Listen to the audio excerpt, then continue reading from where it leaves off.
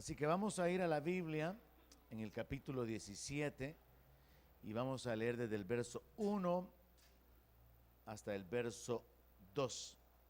Y luego vamos a continuar cubriendo el resto de los versos hasta donde podamos llegar y lo retomamos en la próxima sesión. Así que el tema de esta noche es la gran ramera, parte 1. Y dice así la palabra de Dios, capítulo 17 de Apocalipsis, verso 1.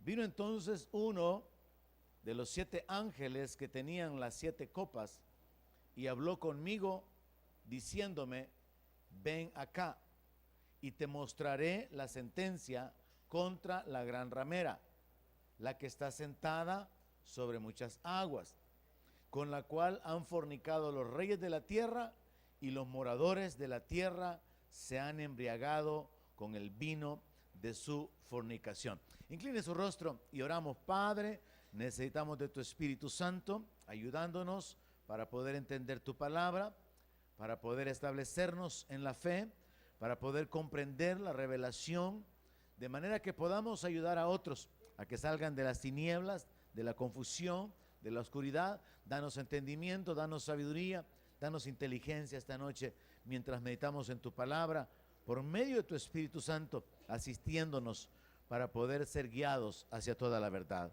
En el nombre de Jesús te lo pedimos y te damos las gracias y te bendecimos una vez más, Señor. Amén. Aleluya. Estamos ya entonces cubriendo varios aspectos que se han desarrollado a lo largo de la gran tribulación, y uno de los aspectos mencionados acá en el capítulo 17 realmente es un tanto controversial, el hecho de lo que está escrito acá en el capítulo 17, donde se habla de la gran ramera y se habla de la sentencia, o sea, el juicio que Dios ha decretado sobre la gran ramera. Ahora, para poder entenderlo, para poder introducirnos, sepamos algo. En la Biblia, el pecado sexual es usado como una figura de la infidelidad a Dios. Así que cuando se habla de fornicaciones, cuando se da este título de ramera, cuando se habla acerca de adulterios en la Biblia, y particularmente en el Antiguo Testamento, obviamente hay escrituras donde sí es literal un pecado sexual, pero hay muchas escrituras donde el pecado sexual es usado como una figura de la infidelidad a Dios, y la fornicación es una forma de hablar de la idolatría, es decir, de abandonar a Dios y de irse en una actitud de devoción, de afecto, de amor tras los ídolos, tras aquello que no es Dios. Por ejemplo, en el libro de Ezequiel, capítulo 16, verso 17, Dios por medio del profeta reprende al pueblo de Israel y le dice: tomaron a sí mismo las hermosas alhajas de oro y de plata que yo les había dado, y se hicieron imágenes de hombre y fornicaron con ellas. También Dios le dice a la nación de Israel que ellos se han convertido en ramera. Y en ese capítulo de Ezequiel 16 hay mucho donde se aclara realmente este sentido de que el pecado sexual se ocupa como una figura de la infidelidad a Dios. La idolatría, que en realidad es el acto de adorar a aquello que no es Dios como que si fuera Dios, es visto como una fornicación en el plano espiritual. Así que cuando leemos desde el verso 1 y verso 2 de Apocalipsis, tenemos que tener eso en mente. Ven acá y te mostraré la sentencia contra la gran ramera. No está hablando acerca de una mujer que ha cometido pecado sexual, sino que está hablando de una ciudad, de una nación que ha cometido el pecado de abandonar al Dios vivo y que está fornicando con los que no son dioses. Así que aquí se le dice en el verso 2 que ha fornicado con los reyes de la tierra, y los moradores de la tierra se han embriagado con el vino de su fornicación. Así que esto es clave para entender el resto del capítulo 17. No vamos a hablar realmente de pecado sexual, sino que vamos a hablar del pecado de abandonar a Dios, de traicionar a Dios, del pecado de la idolatría, del pecado de traicionar a Dios abandonando la fe verdadera, la fe genuina, la fe bíblica, por una relación que ha sido corrompida o que ha sido sustituida totalmente por los ídolos. Así que vamos a ir al verso 3 y vamos a ver los detalles que ahí se nos explican. Y me llevó en el espíritu al desierto y vi a una mujer sentada sobre una bestia escarlata llena de nombres de blasfemia, que tenía 7 cabezas y 10 cuernos. Y la mujer estaba vestida de púrpura y escarlata y adornada de oro, de piedras preciosas y de perlas, y tenía en la mano un cáliz de oro lleno de abominaciones y de la inmundicia de su fornicación. Y en su frente un nombre escrito, un misterio: Babilonia la grande, la madre de las rameras y de las abominaciones de la tierra. Vi a la mujer ebria de la sangre de los santos y de la sangre de los mártires de Jesús. Y cuando la vi, quedé asombrado con gran asombro. Y el ángel me dijo: ¿por qué te asombras? Yo te diré el misterio de la mujer y de la bestia que la trae, la cual tiene las 7 cabezas y los 10 cuernos. La bestia que has visto era y no es, y está para subir del abismo e ir a perdición.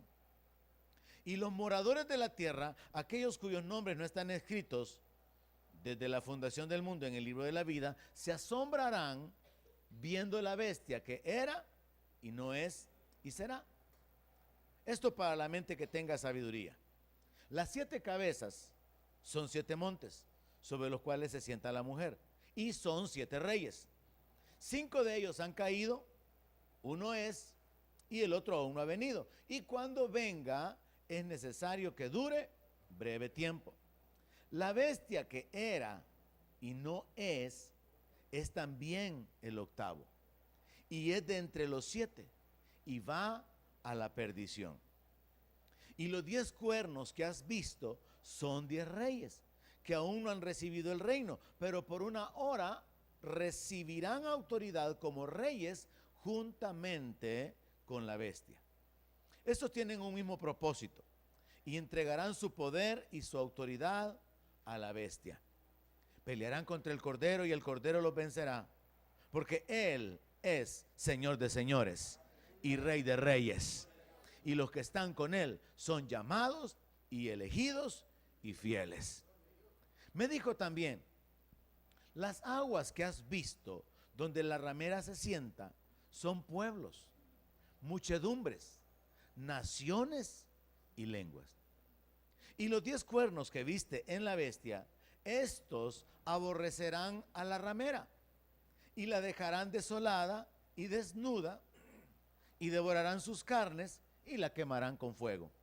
Porque Dios ha puesto en sus corazones el ejecutar lo que Él quiso, ponerse de acuerdo y dar su reino a la bestia hasta que se cumplan las palabras de Dios. Y la mujer que ha visto es la gran ciudad que reina sobre los reyes de la tierra. Amén. Es muy interesante al mismo tiempo que complicado el libro de Apocalipsis, porque se ocupan figuras que muchas veces son explicadas ahí mismo, como sucede acá, y a veces se ocupan figuras que están conectadas con otras visiones, otros escritos, otros libros del Antiguo Testamento. A veces está conectado con expresiones culturales o con costumbres del pueblo de Israel. Pero es interesante ver que Dios trae la revelación de una manera oculta, como cuando el Señor Jesucristo predicaba en parábolas, para que solamente aquellos que tienen la comunión con Él puedan recibir el entendimiento. Y estas cosas que están aquí en el libro de Apocalipsis, que no son dadas con el propósito de que permanezcan ocultas, sino más bien descubiertas por los que anhelan, por los que escudriñan, pueden ser aclaradas a veces ahí mismo, como sucede con este capítulo. A Juan le dicen: te voy a explicar el misterio. Y de una manera resumida podemos establecer, verso 7, yo te diré el misterio de la mujer y de la bestia que la trae, la cual tiene 7 cabezas y los 10 cuernos. Y de una manera resumida podemos entender que la bestia es un gobernante que va a surgir, y esto nos habla de las 2 bestias, una sesión que ya cubrimos anteriormente. Ya hemos cubierto lo del falso profeta, hemos cubierto lo del gobernante mundial, y aquí se nos habla de nuevo, hace una referencia de nuevo a una de estas bestias, el gobernante mundial, y dice que esa bestia que era, o sea que ya existió en el pasado, pero que en el tiempo en que a Juan se le da la revelación no es, pero que en el tiempo del cumplimiento de la palabra será, está haciendo un juego de palabras donde se revela algo así como cuando el Señor Jesús dijo que Elías ya había venido, porque estaba profetizado en el Antiguo Testamento que Elías iba a venir antes del Señor para preparar el camino del Señor. Pero Elías no podía venir en el sentido de que no existe reencarnación en la Biblia. Quien vino fue Juan el Bautista. Y Juan el Bautista vino en el poder, en el carácter de Elías. Entonces la referencia de que Elías iba a venir en realidad era a Juan el Bautista, por causa del carácter y la unción y la actitud de reprender, la actitud de confrontar al pueblo. Entonces aquí de lo que se nos habla es de que este gobernante mundial que va a venir durante la gran tribulación ya se ha manifestado en el espíritu, así como cuando Nabucodonosor, lleno de orgullo, lleno de soberbia, dijo: ¿no es esta la gran Babilonia que yo edifiqué para mi gloria? Y entonces se hace referencia a que va a surgir un nuevo gobernante mundial, del cual ya hubo en el pasado uno que mostró ese carácter, que mostró esa actitud. En el tiempo en que Juan recibe la revelación no existe, pero existió y va a volver a levantarse, va a volver a surgir. De esta idea existe la interpretación, por ejemplo, de algunos estudiosos de la Biblia que sostienen que lo que va a suceder es que tiene que resurgir el Imperio Romano, que va a haber de nuevo un gobierno terrible como el de los romanos. Para esto lo que hay que hacer es estudiar un poco la sucesión de los imperios y ver lo de los medopersas, ver lo de los griegos, más atrás con Nabucodonosor y Babilonia, y ver cómo estos imperios se fueron extendiendo, trayendo dominio, haciendo matanzas, imponiendo su religión. Y por cierto, todavía dentro de la historia más reciente, ya de la era cristiana, uno puede aprender un poco sobre cómo los musulmanes, los otomanos, hasta los franceses y hasta los ingleses pelearon por dominar Jerusalén. Entonces han habido imperios, han habido guerras, han habido movimientos tratando de establecer dominios, pero solamente algunos pocos lograron un dominio mundial. Así que aquí de lo que se nos habla es que va a surgir un gobernante que va a tener el gobierno mundial. Y esa es la referencia de la bestia que era, pero que no es, y que también dice que tiene como una relación o una conexión, porque esta bestia tiene 7 cabezas. Y esas 7 cabezas se dice claramente en el verso 10 que son 7 reyes. O sea que va a haber un poderío, va a haber una sucesión de reyes, pero también luego va a haber una comunidad de reyes. Dice que esta bestia no solamente tiene 7 cabezas y 10 cuernos, sino que también dice en el verso 12 que los 10 cuernos son 10 reyes que aún no han recibido el reino, pero que por una hora van a recibir autoridad como reyes juntamente con la bestia. ¿De qué nos habla esto? De nuevo nos habla del gobierno mundial. De nuevo se nos habla de aquel personaje, un ser humano con un respaldo satánico, al cual se le va a entregar el gobierno del mundo durante el tiempo de la gran tribulación. Dice que estos 10 reyes le van a entregar su poder, estoy en el verso 13, le van a entregar su poder y su autoridad a la bestia. O sea que va a haber un gobierno mundial, va a haber un dominio tremendo, donde estos reyes, y aquí tenemos que hablar de las naciones más poderosas de la tierra, van a estar sujetas, van a estar como en alianza, en acuerdo con ese gobernante mundial que va a ser levantado. con obra, por la obra del diablo, con prodigios, señales y un respaldo tremendo, porque según la palabra de Dios, las dos bestias van a hacer señales tremendas, de manera que los moradores de la tierra se van a asombrar. Así que en el verso 13 dice, estos tienen un mismo propósito. Van a entregar su poder y su autoridad a la bestia y van a pelear contra el cordero. ¿Y cómo es que van a pelear contra el cordero? Es que lo que sucede es que estas naciones van a confabularse, van a unirse para tratar de destruir a Israel. Y recuerde que en la secuencia que ya estudiamos, el anticristo hace un pacto al iniciar la gran tribulación. El anticristo rompe el pacto en la mitad de la gran tribulación. Entonces, durante la segunda parte de la gran tribulación, Israel tiene que huir. Israel será perseguido. Pero al final de la gran tribulación, por causa de la autoridad, del dominio, del poder de estos reyes y de la obra satánica a través de la bestia, Israel estará a punto de ser destruido, así como cuando el faraón venía y enfrente estaba el mar y el ejército venía detrás. Y ahí será la liberación milagrosa de Israel, porque Pablo dice que de Sión vendrá el Salvador y todo Israel será salvo. Entonces ahí es donde va a haber esta confrontación, que estos van a pelear contra el Cordero, pero el Cordero lo va a vencer porque Él es Señor de señores y Rey de reyes. Entonces de lo que se está hablando es de que estos reinos se van a oponer y van a tratar de aniquilar a Israel, pero al final se van a encontrar peleando contra el Señor de Israel. Pero el Señor los va a derrotar, Él los va a vencer. Entonces, de una manera resumida, a Juan se le dice, mira, la bestia sobre la que está montada la mujer es un personaje, es un rey, es un hombre. Es un hombre de una sucesión de 7, pero que tiene el poder, juntamente la autoridad le ha sido dada de 10 reyes que al mismo tiempo van a reinar juntamente con él y van a tener un dominio absoluto sobre la tierra, pero al final van a ser vencidos por el Señor. Verso 16 dice que los 10 cuernos que tenía la bestia, que son 10 reyes, al final van a aborrecer a la ramera. Vamos a identificar quién es la ramera. Y la van a dejar desolada, desnuda, y van a devorar sus carnes.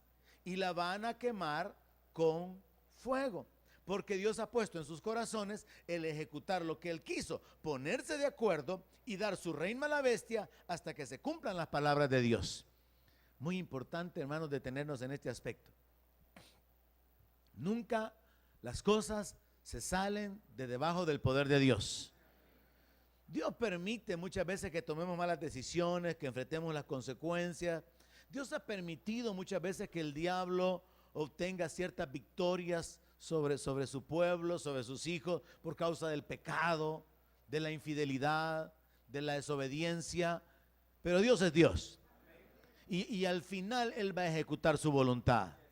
Y en la mano de Dios están los tiempos. Y Él puede cambiar en un instante aquello que ha tomado años para deteriorarse. Él puede dar vida a aquello que ya murió. Él puede restaurar aquello que se deterioró o se corrompió. Entonces vea esta frase porque es importante para que le aplique en su vida. Dice que Dios puso en el corazón de estos reyes el ejecutar lo que Él quiso. Que se pusieran de acuerdo para darle su reino a la bestia hasta que se cumplan las palabras de Dios. O sea que aunque hay una oposición contra Israel, persecución sobre Israel, todo esto está dentro de la voluntad permisiva de Dios para que se cumplan sus propósitos. Y en ese sentido uno tiene que vivir confiado cuando uno esté escondido en el Señor. Dios tiene el control de todas las cosas. El cielo gobierna siempre. El diablo no tiene el control de nuestra nación. Dios tiene el control de nuestra nación. El diablo no tiene el control del mundo. Hay maldad, hay corrupción, pero el reino de Dios va a ser establecido porque Dios tiene la última palabra. Entonces hay que vivir con esa convicción y con esa fe. Y aplicándolo de una manera personal o individual, sepamos que aunque atravesemos etapas difíciles, aunque estemos en un desierto que ya lleva años, aunque estemos en valle de sombra de muerte, Dios puede sacarnos al otro lado. Y aunque muramos, Dios puede resucitarnos. Amén. Entonces vemos aquí que a Juan se le da un enfoque bien simple. Mírales, la bestia es un rey que va a tener una autoridad pero absoluta, porque otros 10 reyes también lo van a respaldar, pero va a ser solamente durante un poco de tiempo. Verso 15, las aguas que ha visto donde la ramera se sienta son pueblos, muchedumbres, naciones y lenguas. Entonces a Juan se le explica que la mujer se sienta, tiene dominio, está arriba de, está sobre los pueblos, muchedumbres, naciones y lenguas. Entonces la idea aquí es hacerle saber a Juan que esta mujer representa un reino o una ciudad, como lo dice en el verso 18, que está dominando naciones. Verso 18 clarito lo dice: y la mujer que has visto es la gran ciudad que reina sobre los reyes de la tierra. Entonces a Juan se le da un bosquejo bien claro. La mujer es una ciudad que reina. La bestia es un hombre, es un rey, es un gobernante mundial que a través de cierta alianza va a tener un poder que nunca nadie jamás en la antigüedad tuvo.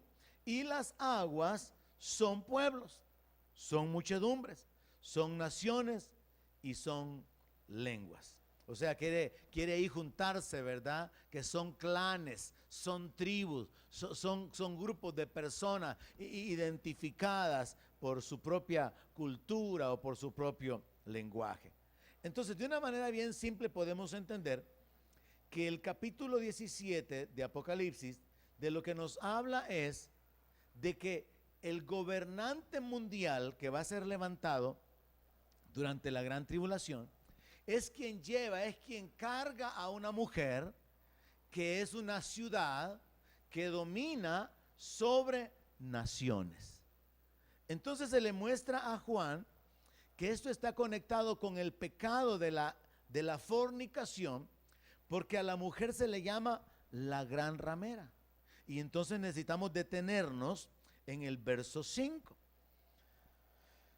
Vamos a ir desde el verso 3.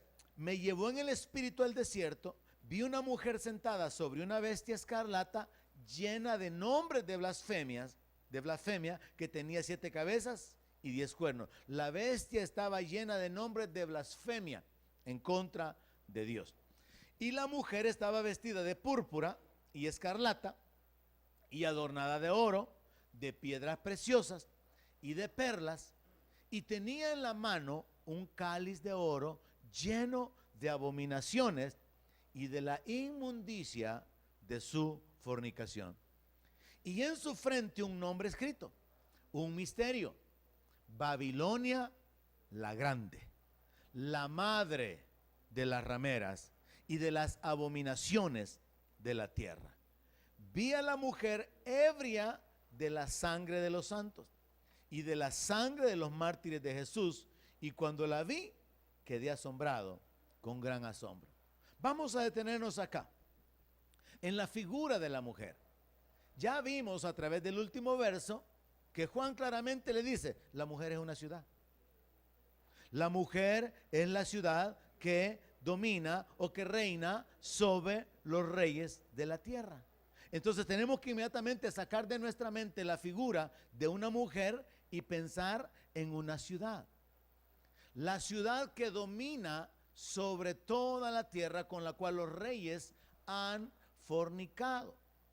Esa ciudad tiene ese título de la gran ramera, y si ya comenzamos entendiendo que espiritualmente las fornicaciones, el adulterio es enfocado como idolatría, como abandono del Dios vivo, entonces sepamos que aquí de lo que se nos está hablando como la gran ramera es la ciudad que, debiendo ser fiel a Dios, proclamándose como la esposa del Cordero, proclamándose como aquella que tiene la revelación de Dios, vive en fornicaciones, vive cometiendo adulterios, es decir, vive fomentando y practicando la idolatría de diversas maneras.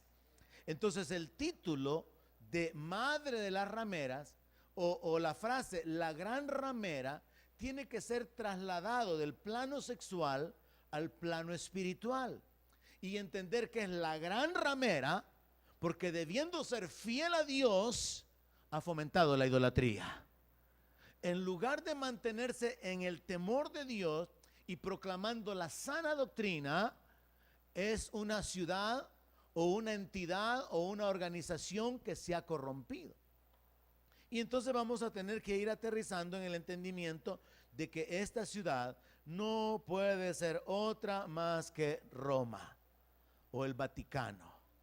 Porque la Iglesia Católica, debiendo, ya que se proclaman ser la iglesia fundada por el Señor Jesucristo, debiendo ser la que mantiene la fidelidad a Dios y la que debería mantenerse apegada a la sana doctrina, a las enseñanzas del Señor Jesucristo, ha hecho correr un montón de herejías, ha hecho correr un montón de enseñanzas tan torcidas, ha engañado a la gente y ha cometido el pecado de abandonar al Dios vivo, poniendo a otros señores, en el Antiguo Testamento, Baales, poniendo ídolos delante de la gente.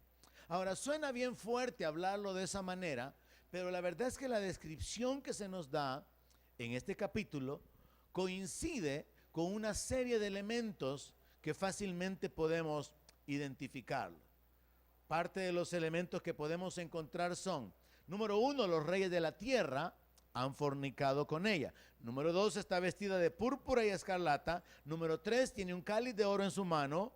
4, tiene un nombre escrito en su frente. 5, es culpable de la sangre de los mártires de Jesús. 6, tiene dominio sobre 7 montes o reyes. 7, las aguas sobre las que se sienta son naciones, pueblos. Y 8, es una ciudad. Ahora, cuando podemos ver estos aspectos, vamos a descubrir lo siguiente. Roma, debiendo ser supuestamente la sede central de la iglesia del Señor, se ha corrompido. Ha corrompido sus enseñanzas, sus prácticas, y ha guiado a la gente a una serie de enseñanzas antibíblicas, a una serie de prácticas contrarias a lo que la palabra de Dios dice. Ellos se proclaman ser la única iglesia, la verdadera iglesia, y se atribuyen una autoridad, bueno, hasta el punto que consideran que el Papa es el vicario de Cristo, como el representante de Cristo o el sustituto de Cristo. Y se establece una condición también antibíblica al llamar al Papa el Santo Padre, cuando ese es un título que le pertenece a Dios. Hay muchos aspectos en los que realmente resulta bastante ofensivo entrar en detalle, pero todo cristiano evangélico tiene que estar sabedor de las verdades espirituales. Y entonces tenemos que entender aquí algo. Roma, o el Vaticano más específicamente, siendo la sede del sistema católico romano, está identificado como una ciudad que, según Apocalipsis, va a ser destruida. En la Biblia, en Apocalipsis, se menciona una ciudad que va a ser destruida y una ciudad que va a venir del cielo.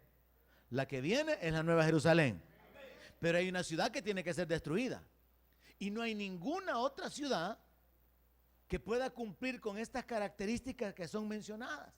No podemos hablar de una ciudad como la capital de una nación porque ni siquiera hay otros candidatos.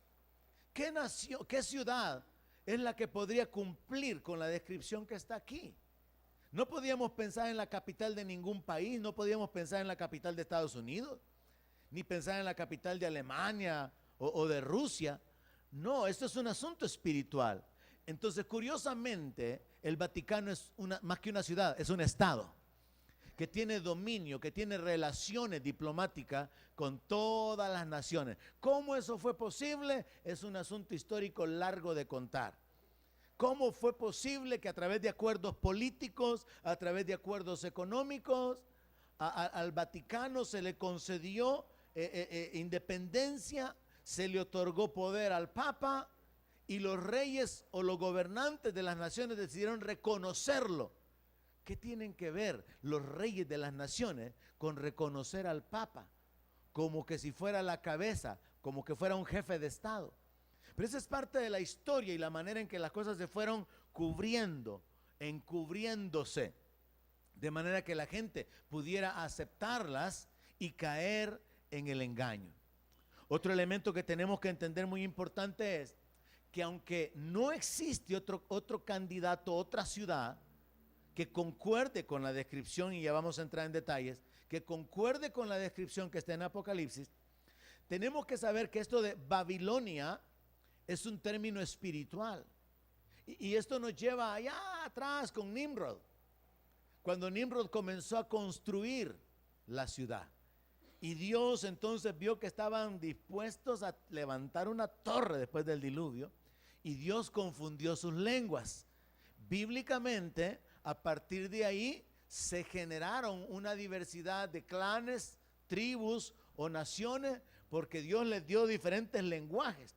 Todos hablaban un mismo lenguaje. Pero ese día, cuando Dios interviene, comienzan a hablar de otra manera. Entonces, ese sistema donde Dios trajo la confusión, que es donde el hombre quiso levantar el reino religioso, es el que el diablo ha tomado, y es el que ahora se nos presenta como Babilonia la Grande. Entonces esto nos lleva a una conclusión.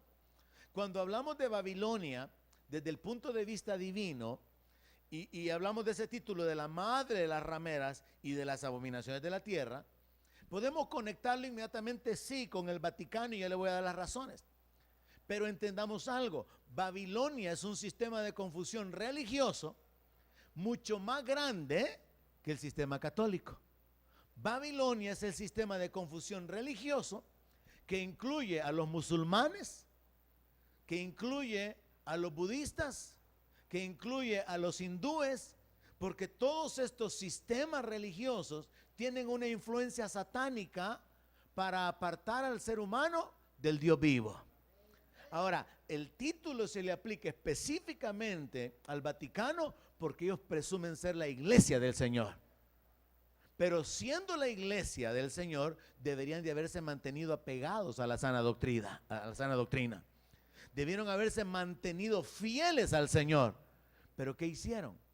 Mezclaron un montón de paganismo, promovieron la idolatría, y hasta el día de hoy, hermano, siguen promoviendo la idolatría, siguen enseñando, siguen confundiendo a la gente, siguen guiando a la gente hacia la destrucción.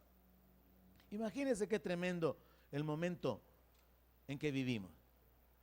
Miles de salvadoreños están gozosos y esperando porque vamos a tener un santo. Yo me alegro que solo aquí en la iglesia hay un poco más de 200 santos. Pero aquí en todo el país están alegres porque va a haber un santo salvadoreño. Imagínese usted cómo la iglesia católica, contradiciendo las enseñanzas bíblicas, no aclara, porque no le conviene, la verdad de la palabra. ¿Por qué se va a fomentar que la gente esté invocando a un muerto si los muertos no pueden oír? Porque para que un muerto haga un milagro es porque oye. ¿Y sabe usted de qué es la base para la canonización? Supuestamente que la persona que va a ser reconocida o elevada a los altares, que es el término que se utiliza, primero lo declaran beato, pero después lo canonizan, es decir, lo colocan en la posición más elevada, y a partir de ahí, establecido oficialmente por el sistema religioso de Babilonia, las personas podrán, en lugar de invocar el nombre del Señor, tener a quien más invocar: a Monseñor. Y la gente en su religiosidad, y todo esto causado por Babilonia, por la gran ramera, por la madre de las rameras, causa que la gente, en lugar de enfocarse en Jesucristo como el Señor de la iglesia, como el único que puede dar vida, como el único que puede salvar y perdonar pecado, como el único que hace maravilla, causa que la gente se enfoque en ídolos, violando principios de la palabra tan radicales como ese. Es pecado delante de Dios invocar a un muerto. Pero la gente ha sido llevada por siglos a hacerlo. Así que la gente ha invocado a los supuestos santos para pedirles milagros. Y ahorita yo he estado así un poco a disgusto, molesto por esto, porque ya por 2 días en el periódico, debido al momento que se vive, ¿verdad?, han ocupado muchas páginas para hablar del supuesto milagro que Monseñor Romero hizo. Ahora nosotros sabemos, Jesús está vivo, Él es el Rey y Él pronto volverá. Pero en el mundo hay confusión religiosa, en el mundo hay mucho engaño, y la gente, dado que son ovejas, es fácilmente engañada. Y las religiones engañan a las personas. Por eso Dios nos ha dejado su palabra, y hacemos bien por permanecer anclados a ella, escudriñando como los de Berea, si las cosas son así como se nos predican. Porque la gente de Berea, hermano, recibía al apóstol Pablo, pero luego iban a las escrituras a ver si eran las cosas así. La gente religiosa no. Y por eso yo no quiero que usted sea un religioso, que solamente va a la iglesia por costumbre, sino que sea alguien que lee, que medita, que analiza, que busca de Dios, que ora para recibir la guianza del Espíritu Santo, para poder recibir entendimiento. Porque la gente religiosa simplemente guiada, es movida, es dirigida, y llegan a un punto de ceguera donde aceptan las cosas simplemente porque creen que los líderes tienen la última palabra en cuanto a todas las cosas que deben de ser hechas. No, la última palabra está en la Biblia. La última palabra es la palabra de Dios, no la palabra de los hombres, ni siquiera la interpretación de los hombres, sino la Biblia misma tiene que interpretarse a sí misma. Y Dios puede ayudarnos a cada uno por su Espíritu Santo. Entonces vemos ahí cómo la Iglesia Católica ha llenado con enseñanzas heréticas la ascensión de María en cuerpo y alma. Curiosamente, ese es uno de los dogmas más recientes, creo que fue en el siglo XIII o XV. Nunca antes la iglesia había hablado de eso, pero el Papa en turno dijo: decretamos como dogma que María ascendió. Se inventaron otro, que también la mamá de María era virgen. ¿Cuántos sabían que Santa Ana es la mamá de María? No muchos, ¿verdad? Malos católicos tengo aquí esta noche. Entonces se inventaron que también María nació virginalmente de su madre. Y por ahí nos vamos con un montón de mentiras. Luego el asunto de los santos, de andar invocando a los santos. El asunto del purgatorio, que Ratzinger dijo de que la Iglesia Católica nunca ha enseñado que existe el purgatorio. Sí enseñaron, y les convenía mantener eso como un negocio, porque hasta el día de hoy supuestamente las misas son para sacar a la gente del purgatorio. Si ellos le enseñaran la verdad a la gente, no habrían misas, porque supuestamente las misas son hechas como una forma de rogar por las almas. Pero nosotros sabemos por la palabra, está establecido para los hombres que mueran una sola vez y después el juicio. Ya no hay nada más que hacer.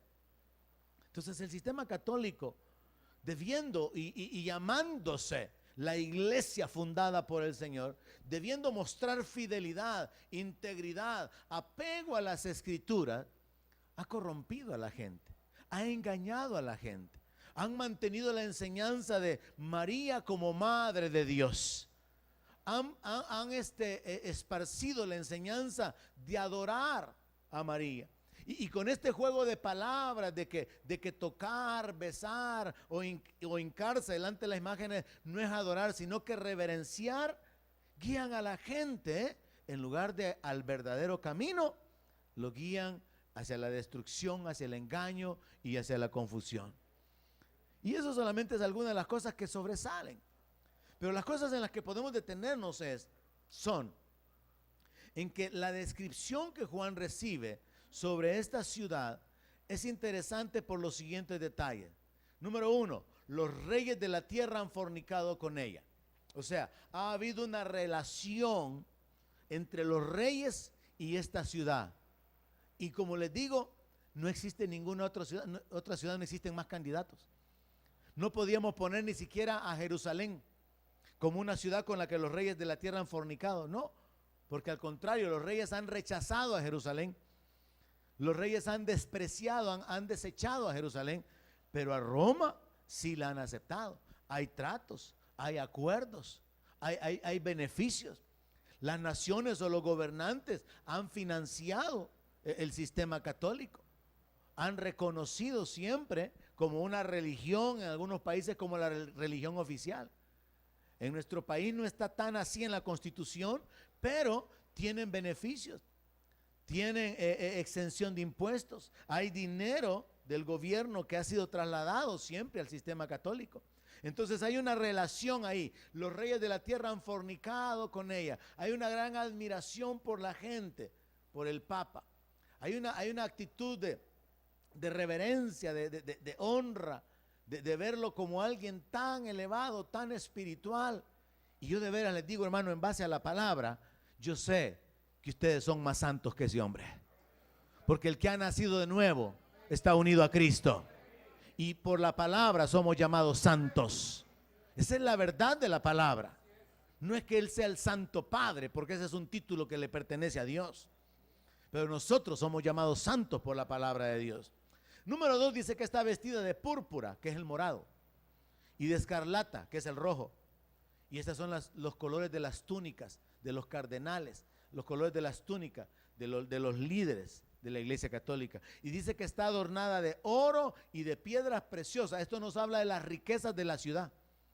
El Vaticano tiene millones y millones de dólares en inversiones en grandes empresas, pero también tienen millones en obras de arte y en un montón de cosas que guardan. Y solo eso, hermano, es una cosa terrible. Ya ahora ya no es un secreto. Hay pastores que se dieron a la tarea de filmar dentro del Vaticano, de filmar un montón de exposiciones que hay, pinturas de Miguel Ángel, esculturas de Miguel Ángel, y ahí hay un montón de cosas pero terribles, que es una abominación que estén guardadas en lo que se considera la iglesia del Dios vivo, como ellos proclaman ser. Ahí hay estatuas, hay imágenes, hay esculturas de seres humanos con partes animales. Hay esculturas de todo tipo de cosas, de aberraciones, de imágenes con relaciones sexuales entre seres humanos y animales. Toda clase de cosas, pero que es una abominación solamente en pensar en el hecho de que en la casa de Dios, pero como no es la casa de Dios, es una abominación solamente pensar en que ellos pretendan ser algo y tienen lo que tienen. Entonces esta iglesia, esta ciudad, que es la cabeza de la iglesia, está adornada de oro, de piedras preciosas, y esa es una referencia al poder económico que tiene, a los millones que tiene. Número 3, dice que tiene un cáliz de oro en su mano. Curiosamente, en todas las misas los sacerdotes ocupan una copa. Ese es el cáliz. Entonces el cáliz de oro es levantado cada vez en la misa, y esto pues tiene un simbolismo. Supuestamente está conectado con la noche en que el Señor Jesús se reunió con sus discípulos y celebró la Santa Cena o la comunión. Pero esta ciudad, esta mujer tiene un cáliz de oro en su mano. Entonces da la idea de que está conectado con este acto, de que supuestamente en representación en memoria del sacrificio del Señor Jesucristo, ocupan ese cáliz, y es un cáliz de oro. Y dice que tiene un nombre escrito en su frente. Eso es lo que dice allá el apóstol, o se le dice al apóstol Juan. En la mitra de los sacerdotes y en la del Papa, se dice que existen unas letras ahí que supuestamente declaran que Jesús es Hijo de Dios y Salvador.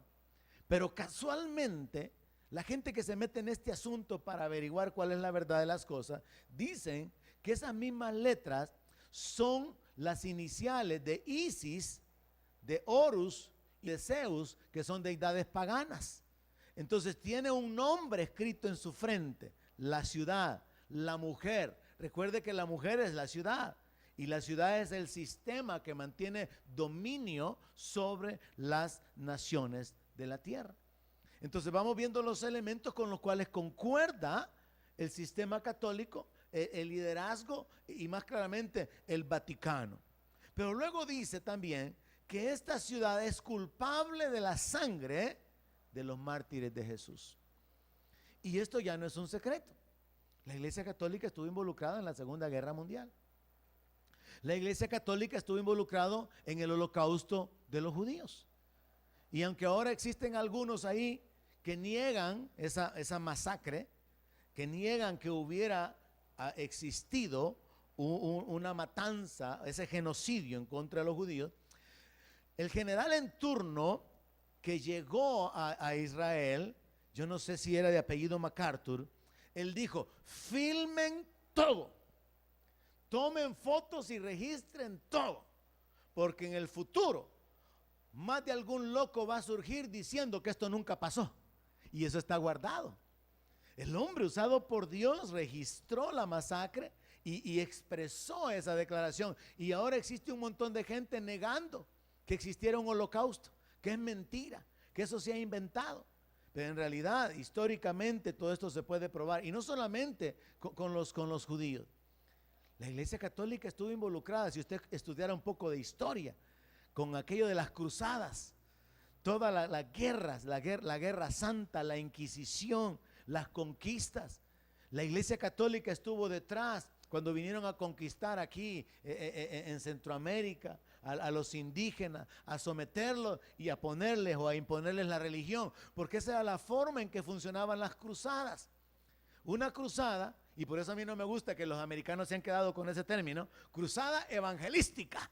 Vienen para cruzar a la gente. La cruzada evangelística procede de este término histórico, donde el ejército de los cruzados, con la bandera, con la marca o la señal de la cruz, que supuestamente la mamá de Constantino recibió en sueño, con esta cruz, con esta señal vencerás, esta se convirtió en el estandarte, en el emblema para ir a atacar naciones, destruirlas, someterlas y ponerles el sistema religioso católico, idólatra. Entonces, la Iglesia Católica, a través del papado, ha estado involucrada en acuerdos, en el respaldo, en apoyo económico, en cuestiones políticas, y ha estado involucrada de manera que literalmente no existe otra ciudad de la cual se pueda decir que es culpable de la sangre de los mártires de Jesús. Ahora recuerde, no olvide, estoy enfocando en que la descripción que hay en Apocalipsis coincide, pero de una manera sorprendente, con el Vaticano. Pero recuerde, Babilonia es mucho más grande. Babilonia es todo el sistema religioso que el diablo ha levantado en la tierra, que incluye al hinduismo con ese panteón de dioses que tiene, que incluye a los musulmanes supuestamente adorando a Alá, al mismo Dios de Abraham, pero es un Dios que los manda a seguir matando gente y a matar a los infieles y a inmolarse para ganarse el cielo. Incluye a los budistas con toda su filosofía de paz y sistemas de introspección y todas esas prácticas religiosas que no guían a la gente a Cristo. Entonces quedemos claros en eso.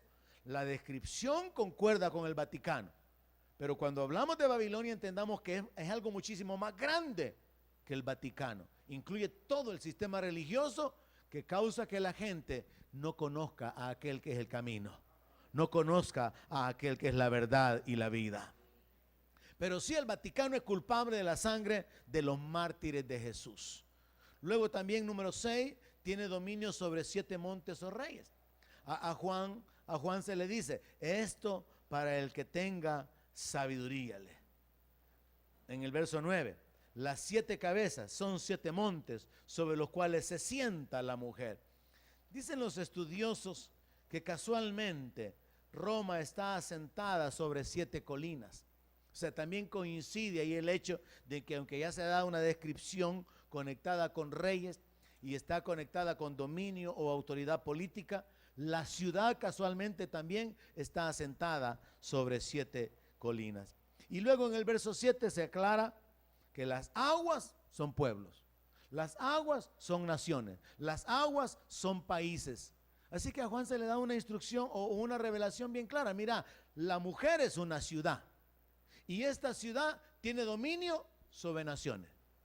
La mujer es llevada por una bestia y esa bestia es un rey, y ese rey es un gobernante mundial se va a levantar como un déspota, se va a levantar como ya existió en la antigüedad un hombre que va a tener un poder tal, va a recibir aún la autoridad de 10 reinos más, y ahí entendamos 10 naciones. ¿Qué naciones podrán ser? Póngale que podamos meter ahí a los chinos con los rusos. Pongamos ahí a los musulmanes o a las naciones poderosas, las naciones petroleras, que se van a unir y van a reconocer el gobierno mundial de un solo hombre y le van a dar todo el poder político, todo el poder económico sobre el mundo entero. Entonces a Juan se le muestra de que esa mujer, esa ciudad está montada sobre una bestia, pero se le aclara que la bestia es un hombre, es un gobernante. Y nosotros ya sabemos que ese gobernante viene actuando con el poder y con el respaldo del diablo. Y en el verso 8, la figura que hemos venido repitiendo es que la mujer es una ciudad. Entonces necesitamos avanzar y ahondar un poco más, y lo haremos en la segunda parte, porque lo que la Biblia dice es que esa ciudad tiene que ser destruida. Mientras más adelante se nos habla de que la nueva Jerusalén desciende del cielo, gloria a Dios, porque la ciudad de Dios va a descender. La ciudad que fue levantada por hombres, por causa de la influencia satánica y de toda la confusión religiosa, tiene que ser destruida. Entonces Dios tiene que remover todo el sistema religioso idólatra para establecer a Jerusalén como cabeza de naciones, porque esa es la ciudad del gran rey. Entonces esa ciudad va a ser destruida en un solo día, dice la palabra. Va a recibir plaga, va a ser quemada con fuego. Y las dos razones fundamentales por las que el juicio de Dios vendrá sobre esta ciudad es por la idolatría y por la sangre de los profetas. Y por causa de estos dos grandes pecados es que esta ciudad tiene que ser removida para dar lugar a la ciudad de la Nueva Jerusalén, a la ciudad de Dios. Entonces vamos a aprender en la segunda sesión, siempre bajo el mismo tema, vamos a aprender que Babilonia tiene que ser destruida.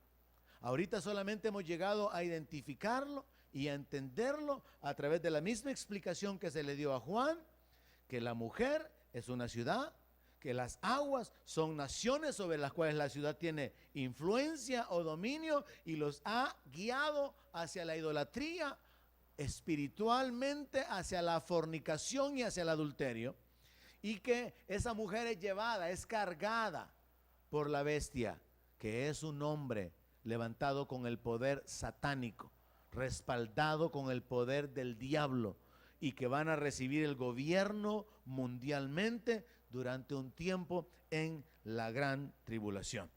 Concluimos acá y vamos a continuar con el capítulo 18 en la segunda parte de la gran ramera y aprender.